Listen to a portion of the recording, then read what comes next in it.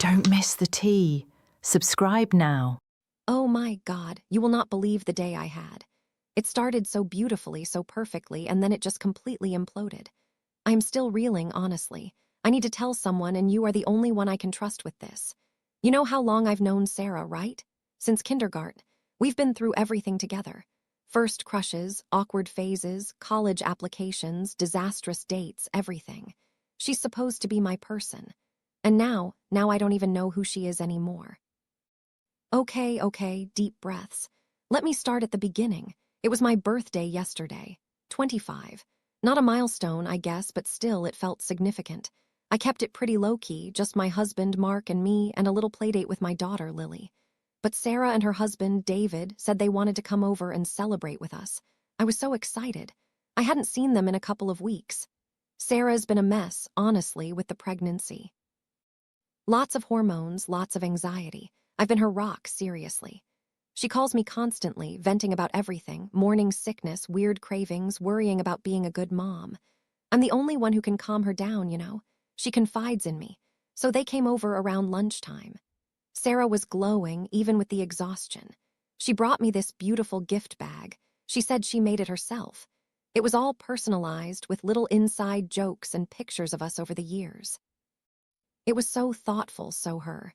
She handed it to me, and we had this really sweet moment, you know? She said, "I got this because it's us two peas in a pod," and we hugged, and I genuinely felt so loved and appreciated. I was tearing up, I'm not gonna lie. It was a perfect birthday moment. And then David opened his mouth. What he said next shattered everything. It was like a bomb went off. Not even 10 minutes had passed. I was still basking in the glow of the gift, showing Mark the little trinkets inside, when David just casually drops this bombshell.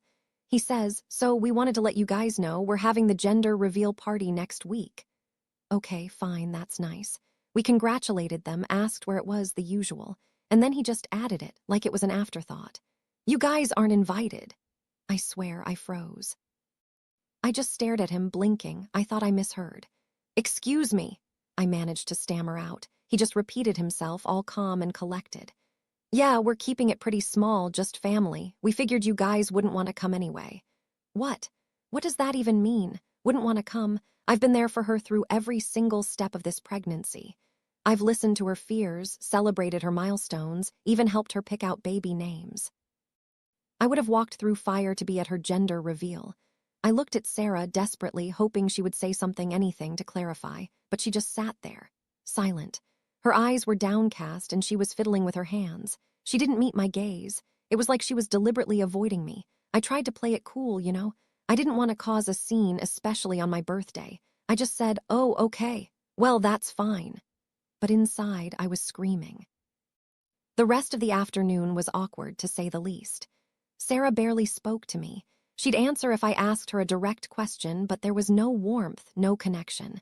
It was like I was talking to a stranger. She spent most of the time scrolling through her phone, and when she did look up, it was to talk to David, not me. It was like I wasn't even there. And it gets worse. Oh, it gets so much worse. Wait until you hear what happened next morning. This morning, we all had breakfast together. I was trying to pretend everything was normal, trying to salvage the weekend, but the tension was so thick you could cut it with a knife. And then David, that insensitive man, brought it up again. "Just wanted to reiterate," he said, while I was trying to wrangle Lily and get her to eat her oatmeal. "You guys aren't invited to the gender reveal, but we can FaceTime you afterward and tell you what it is." FaceTime? Are you kidding me? They're going to share this incredibly special moment with everyone else in the world, and then give us a second-hand update over a phone call. It's humiliating. I was so angry, I could feel my blood pressure rising. Mark, thankfully, stepped in. He's usually pretty laid back, but he could see how upset I was. He pulled David aside and asked him what was going on. He wanted to understand why we were being excluded. And this is where it gets really messed up. Apparently, David told Mark that it wasn't personal, that it was Sarah's decision, that she wanted a small, intimate gathering with just her family. Sarah, my best friend. She deliberately decided to exclude me from this milestone in her life, and she couldn't even have the decency to tell me herself. She had to let her husband deliver the blow twice. I am absolutely devastated. I feel betrayed, hurt, and completely confused. I've always been there for her, through thick and thin. I've included her in every important event in my life. I'm invited to her family's Christmas cookie making, for crying out loud. It's a tradition. And now, for no apparent reason, I'm not good enough to share in her joy. But the worst part is yet to come. I haven't confronted her directly. I'm trying to give her space, you know. She's pregnant, she's probably stressed, and I don't want to add to her anxiety. Every time this has come up, it's been David doing the talking while she just sits there, silent. I'm not going to force a conversation when she's clearly not engaging. And honestly, I'm not going to beg to be included somewhere I'm clearly not wanted. My pride won't allow it, but it's killing me inside. It's the mixed signals that are really getting to me. She gives me this incredibly thoughtful gift, says we're two peas in a pod, and then barely acknowledges me for the rest of the day. It's like she's trying to pretend everything is normal, while simultaneously making it clear that I'm not welcome. And it's not like I'm just sitting around moping. I have other friends, other things going on in my life. She's just my longest friend. I'm close to her family. Her mom even texts me occasionally. It's not like everyone at the party dislikes me. We don't even share the same friend group. She only has me and one other girl she's really close to, and I actually get along with that other girl. I've been trying to figure out what could have possibly caused this.